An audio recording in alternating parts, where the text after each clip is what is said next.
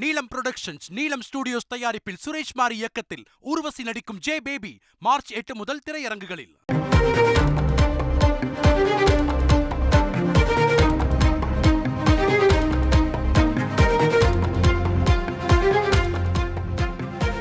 திமுக மனிதநேய மக்கள் கட்சி இடையேயான முதற்கட்ட பேச்சுவார்த்தை தொடங்கியிருக்கிறது. இது பற்றிய மேலும் விவரங்களை செய்தியாளர் பாஸ்கர் வழங்கியிருக்கலாம். வணக்கம் பாஸ்கர்.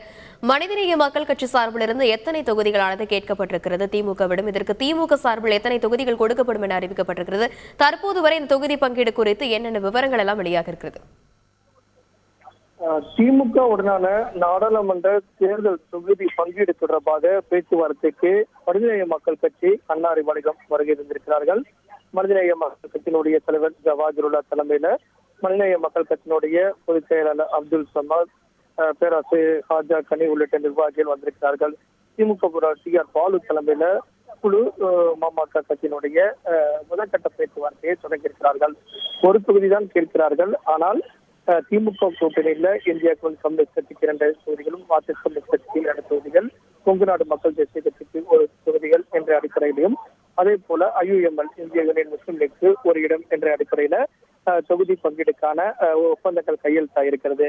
இந்த நிலையில பார்க்கும்போது மனிதநேய மக்கள் கட்சி ஒரு நாடாளுமன்ற தொகுதியை கொடுக்க வேண்டும். அதில் திமுக சார்பாக திமுகவினுடைய சின்னத்திலேயே போட்டியிடுவதற்கு விருப்பம் தெரிவிக்கிறோம் என்ற கோரிக்கையை முன்வைக்கிறார்கள். ஆனால் திமுக தரப்பிலிருந்து அந்த இடம் ஒதுக்கப்படுவதற்கான வாய்ப்பு குறைவாகவே இருக்கிறது.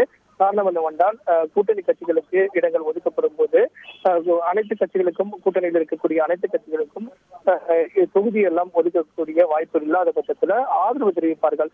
அந்த வகையில மனிதநேய மக்கள் கட்சி திமுகவுடன் இந்த நாடாளுமன்ற தேர்தலுக்கான ஒப்பந்தம் ஒன்று கையெழுத்தாகாத நிலையிலும் ஆதரவு என்ற அடிப்படையில நாடாளுமன்ற தேர்தலில் அவர்கள் தொடர்ந்து பணியாற்றுவார்கள். அந்த வகையில கட்சியினுடைய நிலைப்பாட்டை கோரிக்கையாக முன்வைக்கிறார்கள்.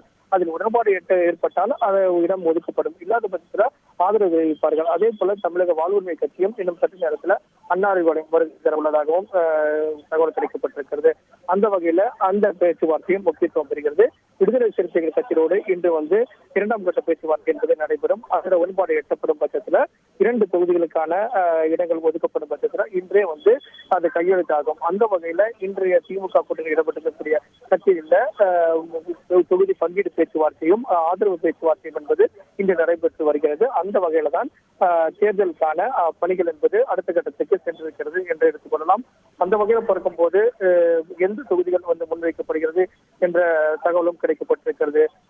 அந்த தகவல் அடிப்படையில தான் கோரிக்கைகள் முன்வைக்கப்படும் பட்சத்துல அதை அடிப்படையாக கொண்டே இந்த பேச்சுவார்த்தைகளுக்கான வாய்ப்புகள் அடுத்த கட்டத்துக்கான நடவடிக்கையாக நகர்ந்து செல்லும்.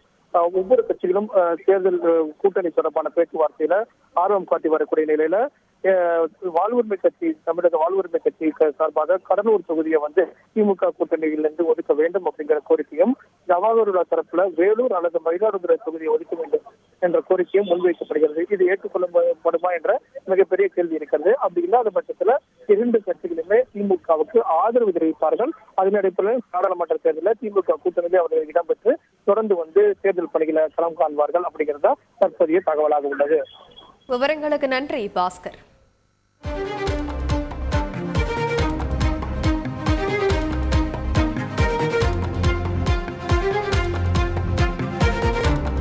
நீலம் புரொடக்ஷன்ஸ், நீலம் ஸ்டுடியோஸ் தயாரிப்பில் சுரேஷ் மாரி இயக்கத்தில் ஊர்வசி நடிக்கும் ஜே பேபி மார்ச் 8 முதல் திரையரங்குகளில்.